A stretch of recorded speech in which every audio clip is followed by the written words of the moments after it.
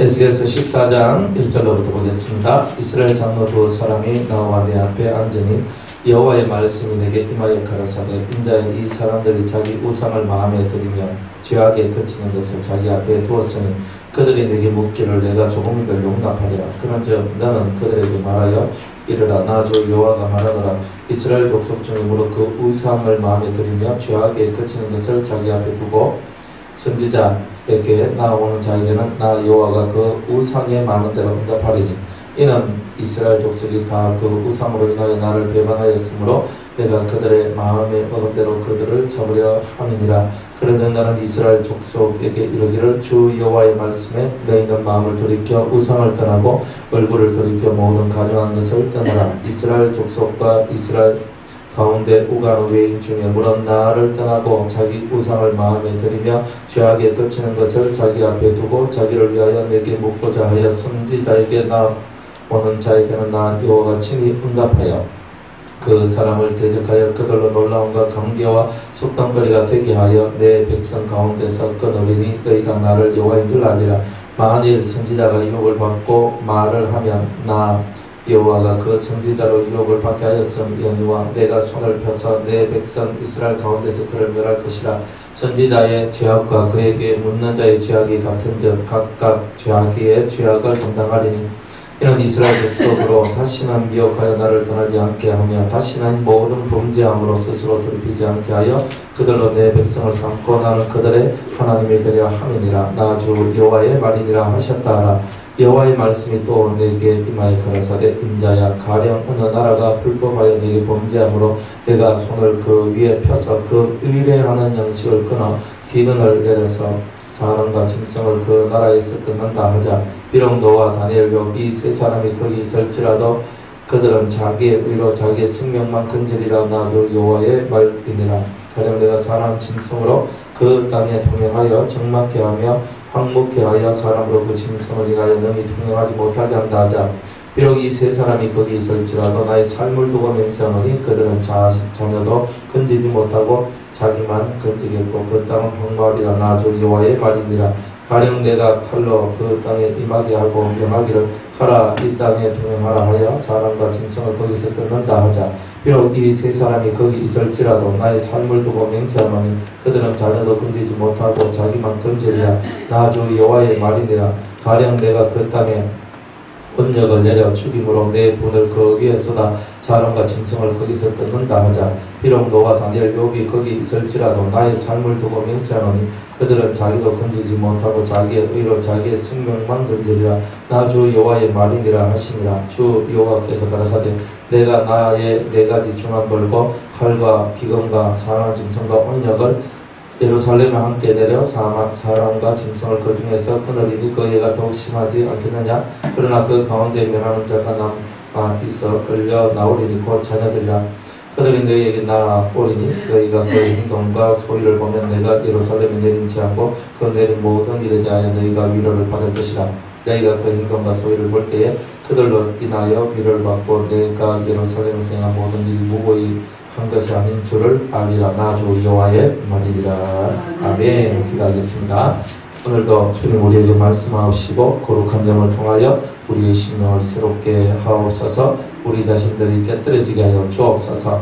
감사하며 예수님의 이름으로 기도드리옵나이다. 아멘.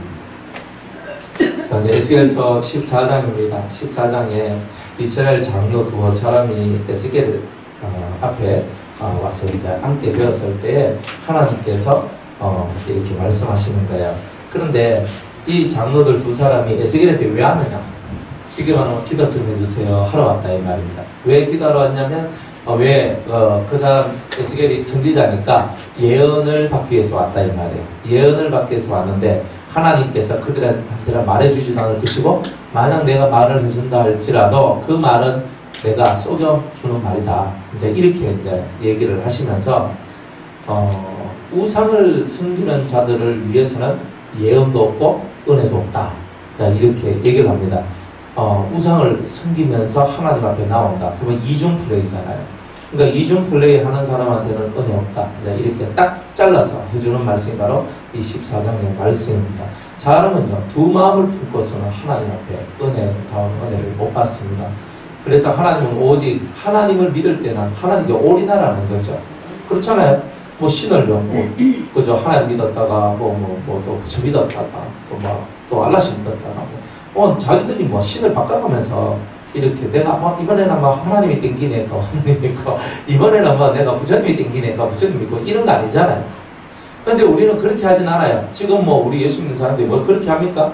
하는 사람들도 있더라고요. 예수 믿으면서 사주팔자 보고 올해 토전비를 보고 그저 점집에 가가지고 점치고 이렇게 하면서 자기 올 한해 신수가 어떤지 보러 가고 이런 사람들이 이 제정신이 아니죠, 이 사람들이. 그래놓고 교회 와서 제가 하나님 앞에 11조 드리고 교회 그래도 봉사도 하고 그런 일은 몰래 다 해요. 몰래 눈에 드러나긴 안 하고 몰래 다 하면서 하나님 앞에 하나님 저한테 복을 주세요, 저한테 은혜를 주세요 이렇게 얘기하거든요. 엉터리죠. 그러니까 하나님 앞에 은혜를 받고 사랑을 받으려면요, 하나님 앞에 정확한 행동이 필요하다는 거예요. 오늘 이 장로 두세 사람이 모여가지고 에스겔한테 와가지고 선지자님 저희들 위하여 기도 좀 해주세요, 예언 기도 좀 해주세요 이렇게 얘기하고 있는데 하나님께서 대단히 역정을 내시면서 하신 말씀이 바로 14장의 말씀이에요. 자, 한번 읽어봅시다. 이스라엘 장로 두 사람이 나와 내 앞에 안전히 여호와의 말씀이 내게 임하여 가라사대. 하나님은 할 말이 있을 때 절대로 굽히지 않고 할 말을 다 하시는 거예요. 무슨 말이냐? 내가 진짜 말 안 하려고 하는데 내가 이 인간들 보고는 내 말 안 할 수가 없다는 거예요. 이게 이런 뜻이에요. 왜? 너무 속이 가정하단 말이에요. 3절에 이렇게 얘기합니다. 인자야 에스겔아, 이 사람들이 자기 우상을 마음에 들이며 죄악에 그치는 그것을 장애물이죠. 죄악의 장애물을 자기 앞에 두었으니 그들이 내게 묻기를 내가 조기민들 용납하랴. 이 사람들은 우상을 마음에 들였어요. 마음에 우상을 들였단 말입니다. 그러니까 우상을 겉으로만 섬긴 것이 아니라 마음속에서도 그 우상을 섬기는 거예요. 꼭 뭐가 같으냐면요, 바벨론의 신들을 그냥 바벨론의 신이나 온 세상의 신들을 섬기면서 하나님을 섬긴다는 거하고 똑같은 이야기다 이 말이에요. 그러니까 신을 이럴 때는 요 신을 섬기고 저럴 때는 저 신을 섬기면 내한테 복이 많이 오지 않을까, 지극히 계산적인 그런 삶이죠. 그죠? 옛날에 많은 그 사람들이 그렇게 살았어요, 실제로.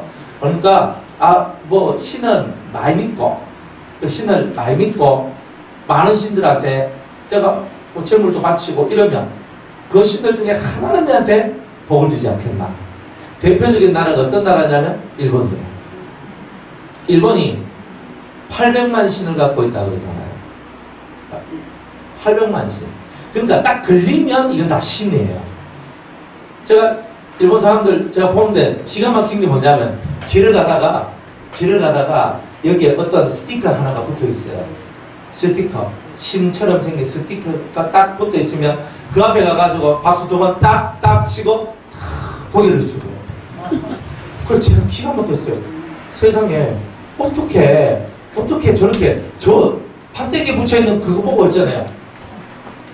섬기는 거예요. 그게 말이 안 되잖아요. 여러분들 같으면 그래 하라면 하겠습니까? 지나가다가 스티커 한 장, 인형 스티커 같은 거 붙어 있는데 그거 보고 신이다 그러면서 박수치고 탁 하면서 절을 하면서 이렇게 할 수 있겠습니까? 우리가 제정신을 갖고는 그렇게 못할 것 같아요. 그런데 실제로 그렇게 사는 거예요, 그 사람들이. 그러니까 이 사람들의 생각이 뭐냐면 이거 세상에 신들이 얼마나 많나. 그러니까 그 신들한테 내가 많이 기도하고 구해놓으면 그 신들 중에 하나가 내한테 복을 주지 않겠나, 이러면서 하는 거예요. 그러니까 얼마나 무지몽매하고 정말 어리석게 살아갑니까? 그런데 예수 믿는 사람들이 그렇게 안 살아야 되는데 마음속에서, 그죠? 하나님한테 구하는 것만이 최상인데 하나님한테 구하지 아니하고 다른 그 무엇한테 구하기 시작하는 그런 일들이 벌어지는 현상들이 우리에게 있더라는 말이에요. 그래서 기본적으로 서양 나라는요, 서양과 기본적으로 예수 믿는 그런 모습들이 기본은 다 깔려있거든요. 그런데 이제는 이 사람들 속에 신앙이 사라지기 시작하잖아요. 벌써 오래됐잖아요. 1988년도 이후에 유럽이 쇠퇴하기 시작했어요. 유럽이 대단히 쇠퇴했거든요. 대단히 쇠퇴하면서 그들한테 진짜 기근의 날들이 오기 시작한 거예요. 영적인 기근의 날들이. 그러니까 이 유럽에서 있죠. 원래는 유럽에서 신앙이 사실 뭐 시작됐다 해도 전혀 이게 틀린 말이 아니잖아요. 그러니까 유럽에 있는 그 신앙이 미국으로 건너갔고 미국에 있는 신앙이 우리한테로 왔단 말이에요. 그러니까 유럽이 대단히 사실은 중요하단 말이에요. 사도 바울이 빌립보나 뭐 이런 그런 지역을 전도했지만 빌립보가 바로 유럽의 관문과 같은 그런 곳이다 이 말입니다. 그러니까 터키 나라로 따지면은 터키를 이렇게 잘라가지고 이쪽 부분은 유럽, 이쪽 부분은 아시아의 어떤 그런 다 연결 그게 딱 되거든요. 그러니까 이런 그 빌립보 지방이나 이런 데는 그런 다 연결 구도 속에 다 있는 거예요. 다 연결 구도 속에. 그러다 보니까 다 이제 유럽에 가서 이제 다 복음을 전하잖아요. 결국 사도 바울이 어디까지 가냐면 이탈리아까지 가잖아요. 그죠? 로마 황제가 있는 거. 로마까지 가잖아요. 로마까지. 그거 이탈리아잖아요. 그러니까 그거까지 가가지고 이제 하나님의 말씀을 이렇게 막 전한단 말이에요. 어쨌든 간에 유럽이 복음의 대단한 본산과 같은 역할을 하는데 이스라엘 나라보다 훨씬 더 본산의 역할을 하는 게 유럽이잖아요. 그래서 모든 유럽의 그 생활 양식들이 기독교 풍이 너무나 많이 깔려져 있어요. 그죠? 실제로 대단히 그렇게 많은 거예요. 그런데 그 나라에서 이제 이 사람들이 땡스기빙 데이 그러면서 추수감사절을 지내며 기뻐하며 즐거워했던 그 삶들은 사라지고 이제 쾌락과 그런 세상의 문화들이 계속 들어와가지고 그들의 삶을 변화시키는 것 이것만 있는 게 아니라 그들이 이제 이슬람교를 받아들이기 시작했고 그들이 불교를 받아들이기 시작했단 말이에요. 미국과 유럽들이. 그러면서 빡빡 깎은 머리를 깎은 이제 그 유럽 사람들이 나오기 시작했던 거예요. 그러면서 머리를 빡빡 깎고 가사적삼을 입고 중이 돼가지고 그래가지고 돈을 닦고 있는 거예요. 이렇게 기가 막힌 얘기들이에요. 이제 그들 속에 나 이렇게 하나님 믿는다 나 하나님 안다 나 예수님 안다 그러나 동양의 이 신들도 매력있다 이러면서 오는 거예요. 옛날에는요 신상들한테 절도 안 하던 그들이요 지금은요 네팔에 가가지고 인도에 가가지고 중국에 가가지고 온 절과 그 사원들을 찾아다니면서 절을 하기 시작을 하는 거예요. 하나님께서 그들의 기도를 받아주실까? 오늘 우리들도 마찬가지죠. 교회 절은 안 가고 다른 데는 안 가도 우리의 마음속에 그죠? 깊은 탐심 어제도 말했던 것 같이 소유욕이 탐심을 일으킨다고 했잖아요. 그러니까 소유에 대한 나 이거 가지고 싶어 나 이거 가지고 싶어 하는 그런 마음들이 우리 속을 대단히 더럽게 만든다. 그러니까 여러분들 마음속에 소유욕 소유에 대한 욕심 내 거야 하는 이런 욕심들을 버려야 되는 거예요. 내 거야 하는 걸 버려야 돼요. 내 거야 하는 제가 우리 집에 이제 집사람하고 애들하고 이제 있는데 한 번은 이제 이런 말을 한 적이 있어요. 그러니까 집사람한테 이런 말을 했죠. 자기 생각을 한번 해봐라. 이제 얘기를 하면서 내가 당신 남편인데 내가 당신 남편같이 살 수 있겠나 생각을 한번 해봐라. 제가 이렇게 얘기를 했어요. 남편이면 매일매일 꼬박꼬박 집에 들어가가지고 그죠? 처자식하고 같이 밥도 먹기도 하고 외식도 다니기도 하고 같이 놀러 다니기도 하고 같이 이것도 하고 같이 저것도 하고 여러 가지 그죠? 모든 생활의 중심이 내가 가정이 돼야 되는데 내가 그렇게 되지 못하는 나의 이 사정을 당신은 알고 있지 않느냐? 내가 당신만의 남자라고 생각하면 오산이다. 그게 아니다 지금은. 그래서 집사람이 가끔 한 번씩 이제 이런 말을 해요. 나는 목사님이 저를 특별하게 더 사랑해 주는 줄 알았어요. 그런데 알고 보니까 성도들한테도 똑같이 그렇게 사랑을 해 주시대요. 잊어가지고. 우리 집사람이 그렇게 느낄 정도였어요.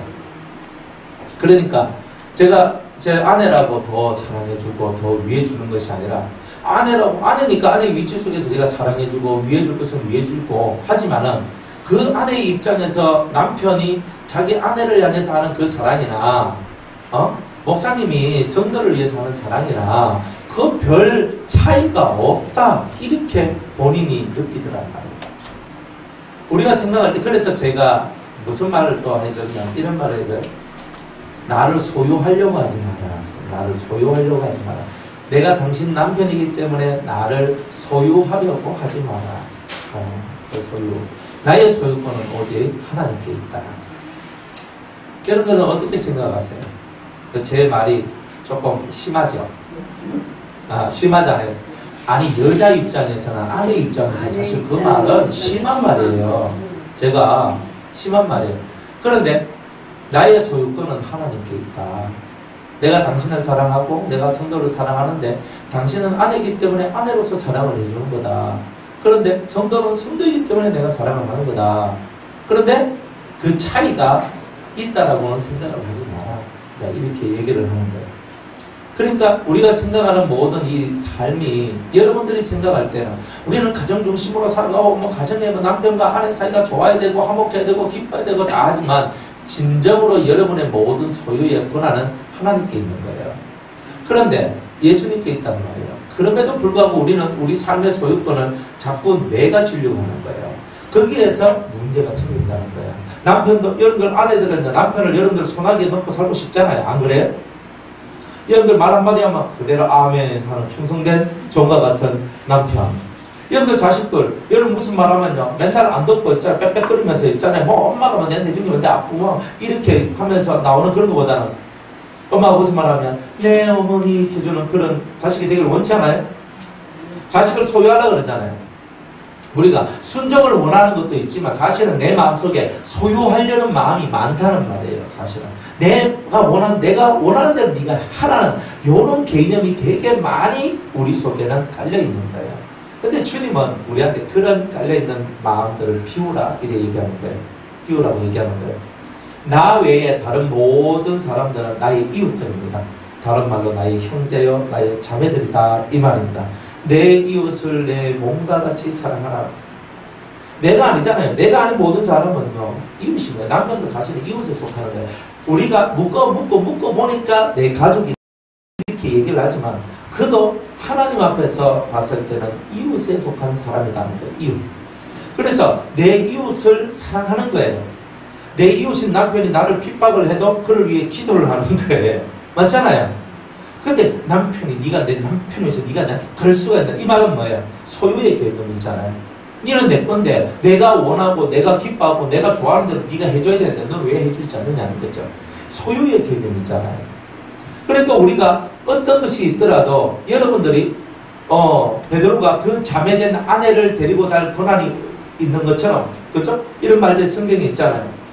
베드로가 자매된 아내라는 사도 바울이 베드로의 아내를 보고 베드로의 자매된 아내라고 얘기하는 거예요. 그러니까 내가 아내를 아내로 보는 것이 아니라 자매로 보는 거예요. 남편을 남편으로 보는 것이 아니라 형제로 보는 마음이 있는 거예요. 그러니까 그런 마인드를 갖고 신앙생활을 해야지 남편 때문에 아내 때문에 때로는 자식 때문에 때로는 부모 때문에 시험이 안 들어요. 근데 우리가 시험 드는 이유는 뭐냐면 자꾸 내 거야 하는 순간에 우리 속이 병들고 이게 우상 숭배가 되어버리는 거야. 탐심을 만들어내니까. 그러니까 그 소유욕을 만끽시키고 탐심을 만들어내어서 그것을 다 이루고자 하는 그 마음 속에서 하나님 들어주세요라고 기도하니까 하나님 들어준단 말이야, 안 들어준단 말이야? 안 들어준단 말이야. 그리고 우리는 어제도 말씀을 우리가 배운 것처럼 예수 그리스도 외에는 다른 소유를 갖지 않겠습니다라고 말할 수 있는 그런 정신이 우리한테는 필요하다는 말이에요. 예수님 외에 다른 것은 소유하지 않겠습니다. 내 집이 있는데 그러면 이 집 뭐 다산 줄까예? 그런 것이 아니고 소유의 개념이란 말은 명의 이전을 하라는 뜻이 아니란 말이에요. 언제든지 하나님이 쓰시겠다면 주가 쓰시겠다면 언제든지 내놓을 수 있는 게 우리의 소유다 이런 뜻이에요. 안 그렇습니까? 그때까지는 여러분이 청지기가 되어서 열심히 그 소유를 쓰면 되는 거예요. 그러나 언제든지 하나님께서 여러분들에게 주가 쓰시겠다 하면 그 앞에서 그대로 어린 나귀를 내어놓은 그 주인과 같이 우리들도 언제나 우리의 어린 나귀들을 내어놓을 수 있는 그런 준비가 되어 있어야 된단 말이에요. 여러분의 생명도 주님이 내가 네 생명을 쓰겠다. 내가 너를 죽이겠다. 내가 너를 순교시키겠다. 아멘 주님. 내가 살아도 주를 위해 살고 죽어도 주를 위해 죽나니 주님께서 나를 향하여 순교하라 하시면 저는 순교하겠습니다. 주님이 나를 보고 죽으라 하시면 제가 죽어야지요. 언제나 내 인생과 내 삶의 소유권을 하나님께 예수님께 맡겨드릴 수 있는 그런 마음만이 오늘 우상을 마음에 두지 않는 그런 자가 될 수 있는데 보통은 마음속에 우상을 두면서 기도를 하니까 하나님이 그렇게 기도의 응답을 잘 안 해주시는 경우가 나오더라 이 말이에요. 뭐로 그 우상을 마음에 들이며 그죠? 여호와께서 말씀하십니다. 무릇 그 우상을 마음에 들이면 마음속에 우상이 들어왔단 말이에요. 또 죄악에 그치는 것을, 죄악의 장애물들을 자기 앞에 두고 선지자에게 나오는 자는 다 여호와가 그 우상에 많은 대로 응답하리니. 이 말이 뭐예요? 우상이 한 개면, 두 개면, 세 개면 우상에 많은 대로 하나님께서 그들을 다루시겠다는 거예요. 이는 이스라엘 족속이 다 그 우상으로 인하여 나를 배반하였으므로 내가 그들의 마음에 먹은 대로 그들을 잡으려 함이니라. 잡아! 그냥 너희들 확 그냥 잡을 거다 하는 거야. 돼지 잡는다 그러죠? 소 잡는다 그러죠? 할 때 그 잡는다는 거예요. 그냥 이렇게 팔을 잡는다 이런 뜻이 아니에요. 죽여버린다는 뜻이에요. 그거는. 예? 매가지 잡는다 그러나 매가지를 잡는다 그러잖아요. 그러니까 무슨 말이냐? 하나님께서 너희들 우상 숭배하고 죄악의 것들을 갖고 죄악을 밥 먹듯이 저지르고 살아가면서 내 앞에 와가지고 기도 응답해달라고 그렇게 하는 사람들은 그 죄악의 수만큼, 우상의 수만큼 내가 너희들을 잡을 것이다. 확 잡는다는 거야. 두드러 패 잡는다는 거죠. 그러니까 하나님이 이런 마음을 품고 계시더라는 거예요. 하나님이 여러분을 잡는다 그랬을 때 우리는 겁먹어야 되잖아요. 예?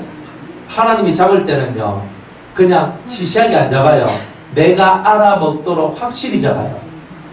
그러니까 내가 알아먹도록 확실히 잡으시니까 하나님이 날 알아먹도록 확실히 잡을 때 내한테 다가오는 고통이나 힘듦은요, 작은 게 아니겠죠?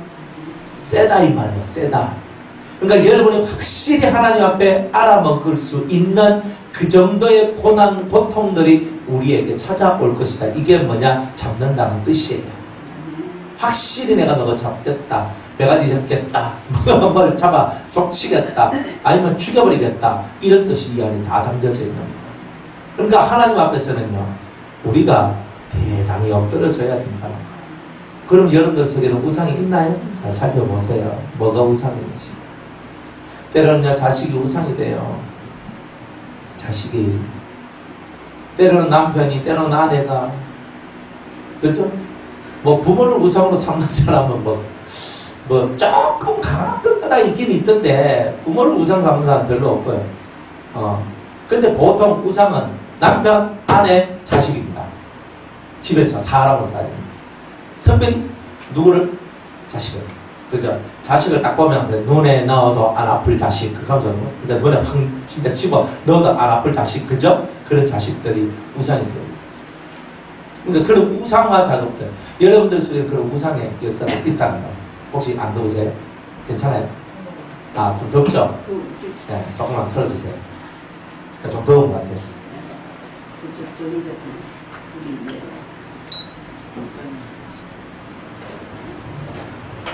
그래서 하나님은 확실히 잡아버리는 거예요. 내가 너가 잡겠다. 우상 숭배하는 너희들은 내가 확 잡는다는 거예요. 까불지 마라. 너가 우상 숭배하면서 내믿는다고 나왔다 이 말이지. 확 잡는다는 거예요. 그러니까 이거 확 잡는다는 이 말이 우리에게 그죠? 대단히 이 생각하게 만드는 그런 말씀들이다. 자, 이런 겁니다. 6절에 보니까 그런즉 너는 이스라엘 족속에게 이르기를 주 여호와의 말씀에 너희는 마음을 돌이켜서 마음을 어디에서? 우상에게서 돌이켜라 이 말이에요. 너희들이 소유욕을 가지고 탐심을 가진 모든 사람에게서, 물질에게서, 그죠? 너희들은 벗어나야 된다는 거죠. 우리가 우상 삼는 게 뭐예요? 물질 아니면 사람이잖아요. 안 그래요? 사람 아니면 물질이잖아요. 둘 중 하나예요. 그러니까 둘 중에 하나는 꼭 우리는 걸려 있는 거예요. 그러니까 어떤 사람 없이는 내가 못 살겠다 하는 게 있으면 우상이죠. 예수님 없이는 사는데 그 사람이 없으면 못 살겠다. 우상입니다. 이미 우상이에요. 여러분들이 내 삶의 모든 것이 예수님으로 더불어 시작되고 예수님으로 더불어 끝이 나야 될 우리들인데 네가 없으면 못 산다. 아, 그거는 곤란하죠. 예수님 없이는 못 살아. 정말 못 살아. 이렇게 돼야 되는데 그대 없이 못 살아. 정말 못 살아가 되면 그게 아니죠. 아니다 이 말이에요. 그러니까 우리는 사랑에 빠지죠. 사랑에 우리 청춘 남자들 사랑에 빠지면서 그저 말은 이렇게 할 수 있어요. 난 네 없이 못 살다. 하면서 이렇게 하면서 막 액을 밖을 해가지고 결혼하는데 나중에 보니까 네 없이도 살더라 이 말이에요. 그죠? 근데 실제로 사람들이 네 없이는 못 산다라고 말을 하는데, 네 없이는 못 산다, 네 없이는 못 산다. 근데 진짜 그런 사람이 있어요. 그리고 그건 뭐야? 이미 우상숭배란 말이에요. 나는 돈 없으면 못 산다. 이거 우상숭배단 말이야. 나 이거 없으면 못 산다. 남편 없으면 못 산다. 아내 없으면 못 산다. 안 그래요? 그게 다 우상 아닙니까? 우상숭배잖아요. 그러니까 우리가 네가 없으면 못 삽니다. 뭐 물질이 없으면 못 삽니다. 다 우상숭배에 속하는 거예요. 우리는 그런 거 모르고 그런 거 생각 없이 살잖아요. 여러분들 뭐가 없으면 못 살아요? 돈? 남편? 아내? 자식? 뭐요? 뭐가 여러분을 못 살게 합니까? 내 이거 없으면 내가 못 살 것 같아요. 저님 돈 좀 떨어지면 막 쫄똥을 싸면서 막 이 돈 없으면 내가 못 사는데 가고. 우리는 돈이 없어서 못 산다고 하는데 돈이 중요한 게 아니라 하나님이 중요하고 예수님이 중요하거든요. 예수님이 계시면 사는데 예수님이 안 찾고 내가 돈 떨어지면 돈 찾고요. 사람 떨어지면 사람 찾는단 말이에요. 그게 우상이 아니고 뭐냐 이 말이에요. 그래 놓고도 하나님 나와서 하나님 도와주이소 도와주이소 하면서 있잖아. 제 11조 많이 낼게. 11조 당연히 내야 되는 거거든요. 많이 내는 건 필요 없어요. 열에 하나만 내면 되는 거예요. 안 그래요? 제가 뭐 교회 세울게요. 아, 네가 세우고 싶으면 세워라. 하나님 뭘 합니까? 지금 뭐 세우겠다는데 내가 뭐 우야노? 세워라. 그러면. 하지만 주님이 원하는 게 뭐예요? 교회 세우는 걸 원하는 거예요? 11조 많이 내기를 원하는 거겠어요? 우리는 교회에서 배우는 게 그거잖아요. 11조 많이 내고 교회를 세우고, 그죠? 뭐 교회 세우는 거는 선교 사업을 하는 거고. 그러니까 선교, 전도, 그죠? 그 다음에 교회 건축하고 전도 뭐 여러가지 뭐 이런 거 사람 말 끌어당기는 거나 건물 세우는 거나 이런 것만 이런 것에 대단히 많이 중심을 두고 산단 말이에요. 근데 주님은 안 그렇단 말이에요. 내가 네 인생의 1번이냐? 항상 이 질문을요 여러분은 매일 아침마다 하셔야 돼요. 네 인생의 1번은 하나님이냐? 항상 이거. 네 인생의 1번이 예수님이냐? 너 예수님 없이 살 수 있느냐? 이거를 아침마다 예수님 나는 예수님 없이 못 산다. 이걸 해야 된다니까요. 아침에 오늘 일하러 가요. 내가 싫어. 이거 하고 일어나지 말고 아침에 우리 일어나면 예수님 사랑합니다. 오늘 하루도 예수님 없이는 저는 못 삽니다. 예수님 없이는 저는 죽습니다. 예수님 저와 함께 해주세요라고 그렇게 기도하면서 하루를 시작할 수 있는 그런 믿음의 사람이 진짜 믿음을 가진 사람 아닙니까? 아침에 일어나서 우리는 뭐 하는데요? 기지개를 하고, 그냥.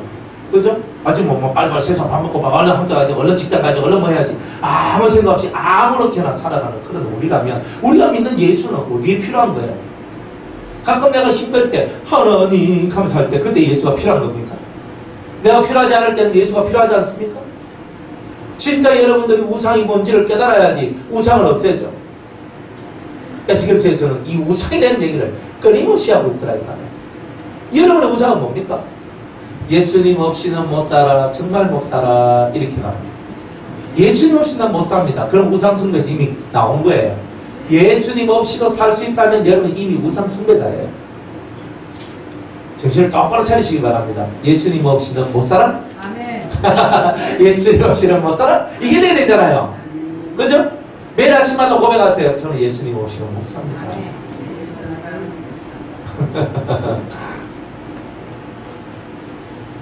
그래서 주님은 너희 마음을 돌이켜 우상에게서 떠나라. 우상에게서 떠나라. 그러니까 마음이 돌이켜져야 되죠.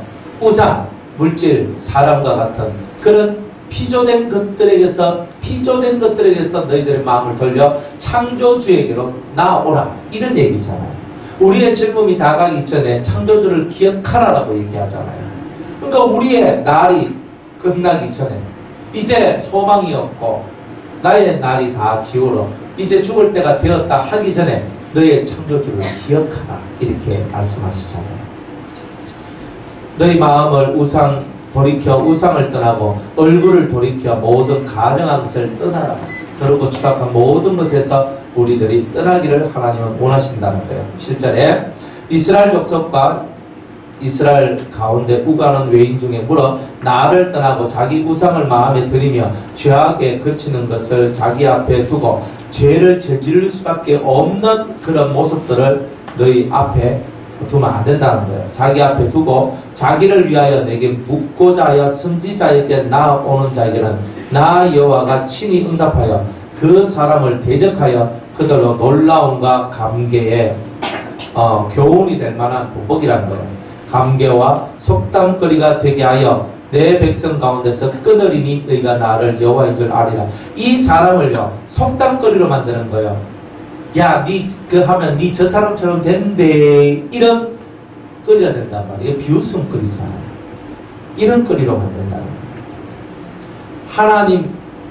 하나님 나라를 소망하고 살아가는 사람들이 하나님을 1번으로 두지 않으면 우리가 세상에 발표, 소금이 제 맛을 잃으면 세상에 버리워져서 밟히게 된다는 일이 있게 된다고 주님이 말씀하셨잖아요. 그러니까 우리가 밟히는 거예요. 밟히는 거예요.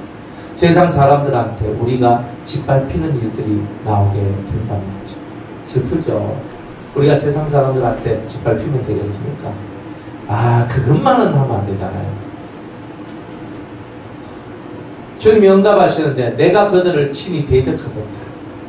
우상을 숭배하면서 내한테 나와서 기도하고 하는 사람들은 내가 친히 대적해서 그들을 놀라움과 그리고 교훈이 될 만한 본보기로 내가 그들을 삼아서 또 그들을 끊어낼 것이다. 내 백성 중에서 구원을 받지 못하도록 만들어서 너희가 나를 여호와인 줄 알리라. 창조주 하나님인 줄 알리라. 이렇게 얘기를 하고 있습니다. 만일 선지자가 유혹을 받고 말을 하면 나 여호와가 그 선지자로 유혹을 받게 하였음 이거니와 내가 손을 펴서 내 백성 이스라엘 가운데서 그를 멸할 것이다. 만약 선지자가 예언을 해달라 하는데 선지자가 돈다발 유혹을 받고 예언을 해줬어요. 그 예언을 해준 것도 진짜 예언은 아니라는 거예요. 원래는 예언을 안 해줘야 되는데 이런 일이 있거든요. 저도 어떤 분들 위해서 기도하려고 딱 기도를 딱 해주려고 하는데 머리가 꽉 막혀가지고 있잖아요. 영감도 안 내려오고 아무것도 안 내려올 때가 있어요. 이상하다. 다른 사람을 향해서 딱 하면 딱 되는데 이 사람한테만 딱 하면 이 사람한테 딱 stop. 하지마. 그만해. 하지 말라는 거예요. 딱 선긋보는 거예요. 그래서 극하는 거예요. 어떤 사람이 저한테 이렇게 목사님 제가 이렇게 환상 봤는데 저한테 이 의미가 뭔지 가르쳐 주세요 하는 거예요. 그리고 환상을 딱 보고 해석을 하려고 하는데 갑자기 머리가 띵 하면서 막혀져 버리는 거예요. 해석하지 말라는 거예요. 그러니까 하나님께서 해석을 하지 마라 할 때가 있어요. 해석을 하지 마라. 저 사람한테 지금 이 해석 해주면 안 된다. 이렇게 할 때도 있더라는 거예요. 그래가지고 하다 보니까 그런 현상들이 나오더라니까요. 하나님이 하지 말라고 하시는구나. 그러니까 다 보통은 이 영감을 딱 받아 그대로 해석이 딱 되는데 해석이 안 되는 거예요. 이게 해석이 안 된다. 그래서 희한하다. 이런 일도 있구나. 그러니까 하나님께서 우리가 해석을 안 해줘야 되는데 그런데 이 사람이 올 때 빈산을 안 하고 봉투에 바리바리 그냥 두껍게 해가지고 그저 우리끼리 하는 그저 돈을 막 팍팍 집어넣어가지고 저한테 가져가지고 목사님 가면서 이제 봉투를 쓱 내면서 저를 위해서 예언기도 해주세요. 저를 위해서 그럼 막 예언기도 해주고 또 제가 환상을 봤는데 사실은 그게 환상인지 아닌지도 모르고 자기 생각일지도 모르는 그런 것들을 얘기하는 것도 있거든요. 내가 봤는데 해주시면 안 되나요? 그럼 목사님 기도하셔서 저를 위해서 기도해 주시라 좀 해주세요. 그래서 이제 이렇게 나온단 말이에요. 그러니까 하나님이 이 사람을 하지 마라. 이 사람을 해주지 마라. 이렇게 얘기한단 말이에요. 그렇게 나가는 게 정확한데 이 선지자가 유혹을 받아서 돈의 유혹을 받아가 그걸 해주게 되면 이 사람도 그 선지자를 돈으로 유혹한 그 사람을 하나님은 이스라엘 중에서 멸할 것이요. 그 다음에 10절에 보면 선지자의 죄악과 그에게 묻는 자의 죄악이 같은 점 각각 자기의 죄악을 담당하리라. 선지자도 말해주지 말아야 될 자한테 말해주면 죄단 말이에요. 그러니까 돈답을 갖다 놓고 기도해 주세요 한다 그래서 다 기도를 해줄 수 있는 내용이 아니라는 거죠. 그러니까 사람들이 봉투만 내밀면 다 기도해 주고 다 하는 것처럼 보이지만 실제로 하나님께서 기도를 이렇게 기도에 어떤 영감을 안 주는 현상들도 나올 수 있다. 이제 이 성경이 이제 그렇게 얘기합니다. 만일 돈의 유혹을 받아 기도해 주지 말고 환상도 보지 말고 그렇게 해야 될 때에 그것을 해주게 되면 그것에 응당한 벌을 받게 될 것이다. 이렇게 얘기합니다. 하나님 참 멋지죠. 맨날 때리고 패고, 그죠? 우리 뭐 조지잖아요. 그게 좋은 거예요. 잘못된 길을 걸어가는 자식들을, 그죠? 적당히는 두드려 패놔야 이 자식들이요, 나중에 어른이 됐을 때 올된 자가 되겠다. 올된 자. 11절에 이는 이스라엘 족속으로 다시는 미혹하여 나를 떠나지 않게 하며, 하나님께서 모범을 다 보여줘요. 까불면 죽는다는 거 딱 보여주고 하나님 앞에 안 까불도록 딱 만드는 거예요. 하나님 앞에 확실히 엎드러지라고. 너가 뭐 선지자라고 함부로 예언하다가 알지? 그죠? 너희들도 우상 숭배하면서 내한테 와가지고 예언해달라고 하면 알지? 지금 위크하고 있는 거잖아요. 그러니까 이런 모습들이 우리한테 없어져야 돼요. 철저하게. 그래서 하나님 앞에 나올 때는 순전한 마음으로 나와야 돼요.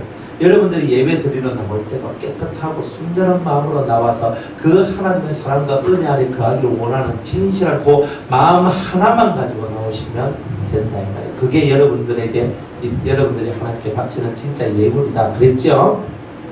자, 그래서 이스라엘 족속으로 다시는 미혹하여 나를 떠나지 않게 하며 다시는 모든 범죄함으로 스스로 더럽히지 않게 하여 다시는 죄를 짓지 않도록 확실하게 내가 너희 마음에 인을 확 쳐주겠다 이런 뜻이죠.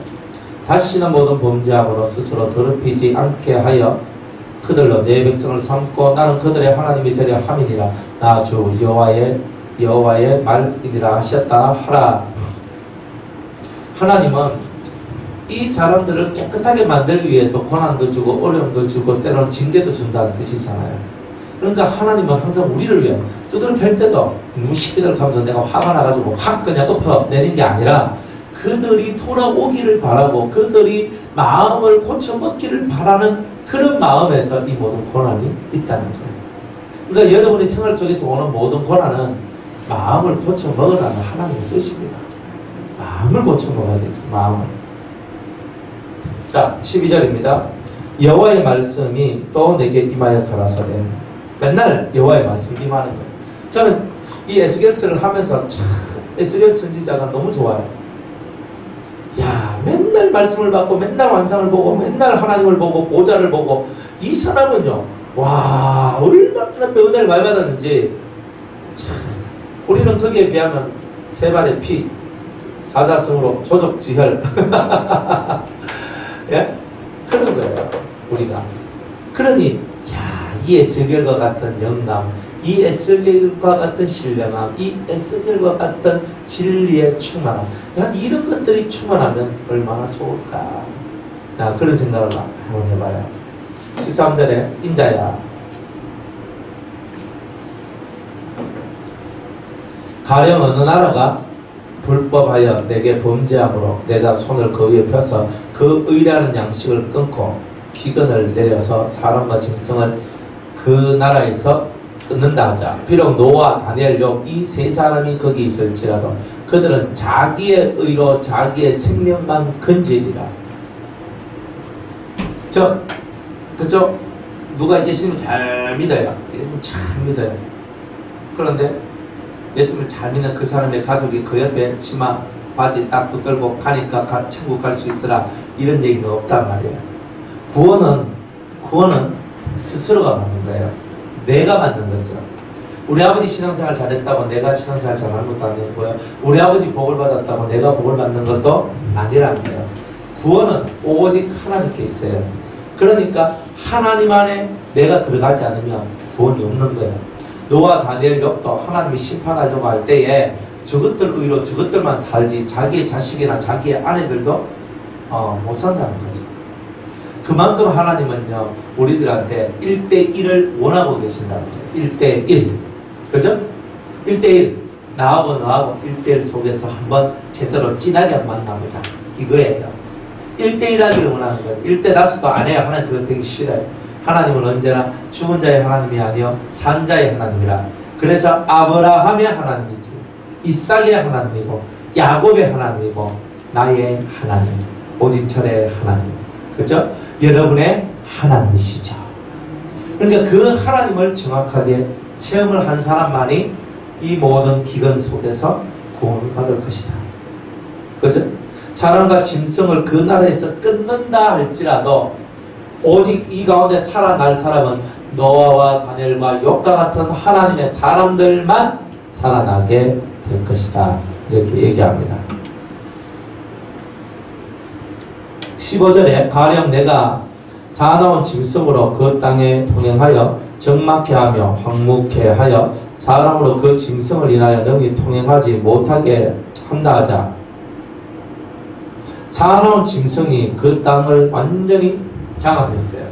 여기서 사나운 짐승이라는 말은 단순히 사나운 짐승도 될 수 있지만은 사나운 이방 그 군인들을 얘기할 수도 있어요. 사나운 이방 군인들, 그리고 또 사나운 짐승이라 해서 이것을 마귀로도 표현할 수가 있는 거예요. 그러니까 어쨌든 간에 실제적으로 사나운 짐승도 되고 아주 사나운 이방인들이 될 수도 있어요. 그러니까 보통 우리가 이렇게 전쟁 영화 같은 데 보면요, 아주 깨끗하고 좋은 마을에 아주 포악한 적군이 쳐들어오잖아요.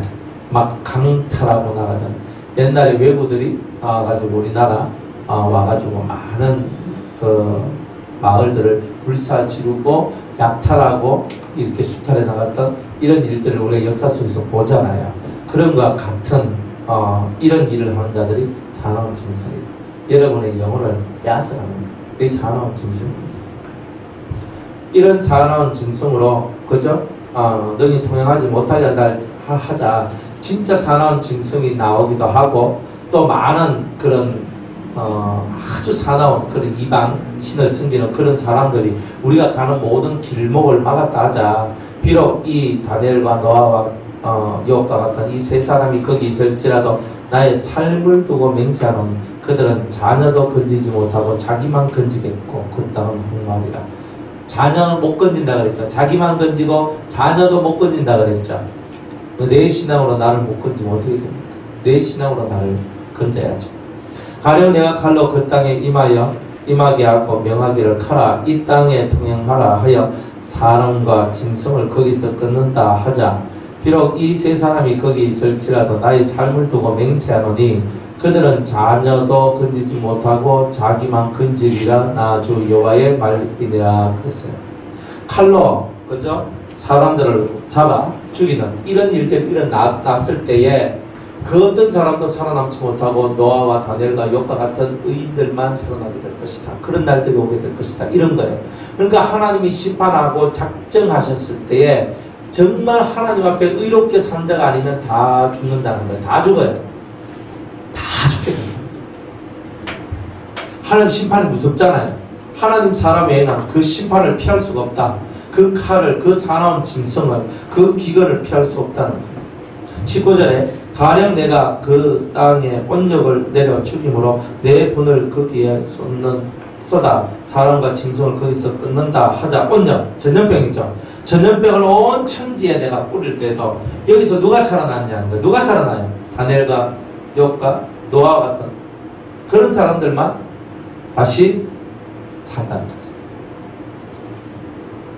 항상 그런 거예요. 신앙은 개인적인 거예요. 여러분의 의가 여러분을 살리는 거지 다른 사람의 의가 안 됩니다. 그죠? 우리 교회 뭐 유성교회다, 뭐 변화성교회다. 그러면 성도들이 있잖아요. 우리 목사님 은혜롭고 아이고 뭐 다 좋으니까 목사님 들림받아 올라가실 때 우리도 목사님 바지가리만 딱 붙들면 다 올라갑니다. 못 올라갑니다. 그 바지에 참기름이 묻어 있어서 쫄딱 미끄러집니다. 안 됩니다. 안 돼요. 그렇게 저도 해드리고 싶어요. 제가 만약 들림받아 올라간다고 칩시다. 제가 들림받아 올라가면 여러분들 다 끼안고 그냥 내 발가락 잡으세요, 내 손가락 잡으세요, 내 옷 잡으세요, 하여튼 뭐 어디 있는지 잡고 올라갑시다 하면서 그렇게 얘기할 거예요. 근데 하나님이 그렇게 안 해요. 올라갈 자격이 없다. 그러면 이 땅에 남아서 질른 대환란을 받아라. 이래 얘기하는 거죠. 그러니 누구 바지가래에 치맛자락 잡으려고 절대 생각하지 마세요. 그죠? 집사님 우리 기도하러 같이 가자. 뭐 기도하러 같이 가. 기도하러 같이 가는 거예요. 기도하러. 아, 집사님 가야 나도 가지 징징 하고 있는 거예요. 아, 혼자 뭐합니까? 애입니까? 혼자 뭐하고. 물론 내가 힘이 확 빠져가지고 나 혼자 못할 때가 있어요. 그때는 영적인 동력자들을 통해서 함께 기도할 수도 있어요. 그렇지만 평생 징징 거리면서 기도하러 가자, 같이 기도하러 가자 하고 그래가지고 기도하러 오는 거는 웃기는 얘기 아니에요. 네, 그런 거는 좀 아닌 것 같아요. 언제든지 홀로서기가 돼야 돼요. 홀로서기. 언제든지 홀로서기의 길을 걸어야 돼요. 저나 여러분이나 홀로 설 수 없으면 망하는 거죠. 저와 여러분들이 홀로서기의 대가가 되어줘야 한다는 거예요. 언제나 하나님하고 내 사이 속에서 1대1 조금만 되면 돼요. 그러면 내가 어디로 가든지 간에 주님하고 내하고 되면 동쪽에 가든 서쪽에 가든 남쪽에 가든 북쪽에 가든 그게 뭔 상관이 있어요? 안 그래? 북극에 가면 하나님이 없습니까? 남극에 가니까 하나님이 없어요? 적도에 가니까 하나님이 없어요? 서쪽 끝에 가니까 하나님 없어요? 동쪽 끝에 가니까 하나님이 없어요? 아니거든요. 하나님은 살아계십니다. 하나님은 지금도 역사하고 계시지요?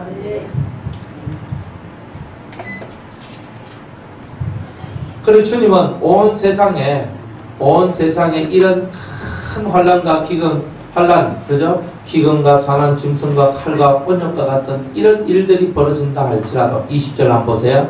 비록 노아, 다니엘, 욥이 거기 있을지라도 나의 삶을 두고 맹세하노니 자녀들은 그들은 자녀도 건지지 못하고 자기의 의로 자기의 생명만 건지리라. 따라합시다. 나의 의가 있어야 돼요. 내한테 뭐가 있어야 된다? 옳음이 있어야 돼요. 옳음. 예수님께서 세마포 옳다 인정하는 세마포옷을 입기 전에 우리는 이미 하나님 앞에 옳다 인정함을 받아야 돼요. 맞죠? 옳다 인정을 받고 하나님 앞에 세마포, 예수님으로부터 세마포옷을 입는 거죠. 받아서 입는 거잖아요.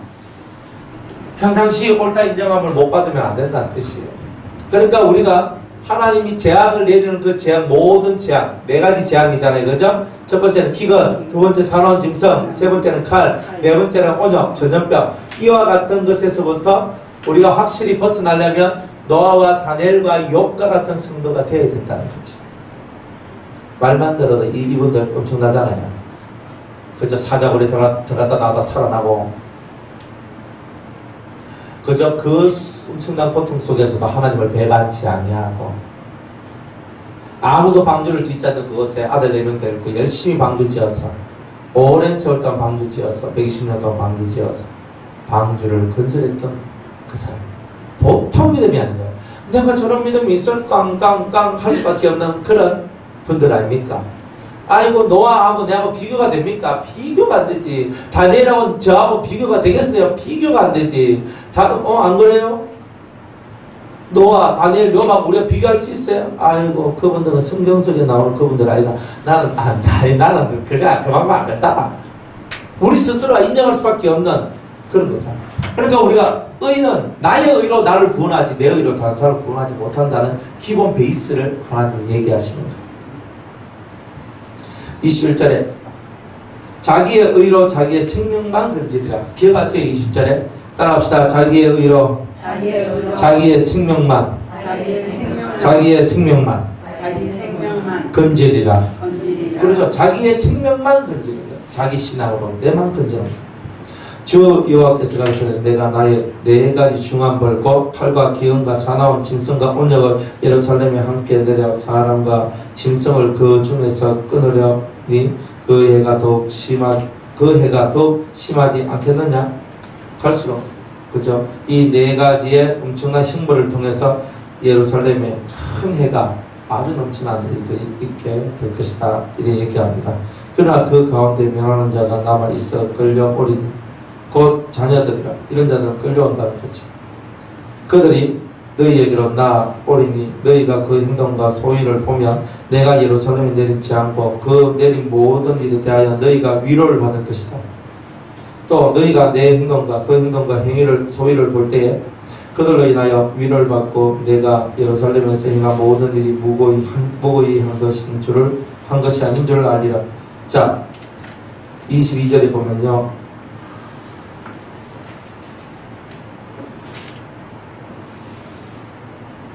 저희가 내가 예루살렘에 내린 재앙과 그 내린 일에 대하여 너희가 위를 받고 잘하셨다. 잘하셨다는 거예요. 그게 사람들 반죽여놓고 기근과 온역과 칼과 사나운 짐승을 예루살렘에 확 펼쳐놓고 잘하셨습니다. 그게 위로가 된다는 거예요. 왜? 그 땅이 쉬어야 되고 그 땅이 회복되면 우리가 다시 들어갈 수 있기 때문에. 그러니까 여러분들 고난받는 것도 감사, 핍박받는 것도 감사, 힘들고 어려운 일이 와도 감사. 왜? 그것이 나를 강하게 만들어주기 때문 아니겠습니까? 강하여지시기를 주의 이름으로 축복합니다. 그래서 자기의 의로 자기 생명을 구원하게 되는 그런 시대에 저와 여러분이 서 있단 말이에요. 여러분들은 여러분의 의가 있습니까? 여러분들의 믿음의 의가 있습니까? 생명의 의가 있습니까? 그 의를 가지셔야 돼요. 누구한테든지 간에 떳떳하게 말할 수 있는 나의 의가 있어야 돼요. 그러나 사람들 앞에 주님 앞에 늘 겸손한 마음으로 나아가는 거지. 그래서 저와 여러분들이 이날 밤에 하나님 이제 저도 노아와 다니엘과 욥과 같은 성도가 되게 하여 주옵소서. 그리고 거짓 선지자와 또 돈을 갖다 바치면서 그 예언을 한번 받기 위해서 노력하는 그런 삶을 살지 말고 저 스스로가 예언자가 될 수 있도록 도와주시옵소서. 그렇게 되시는 여러분들 되기를 주의 이름으로 축복합니다. 오늘 여기까지 하겠습니다. 다음 주에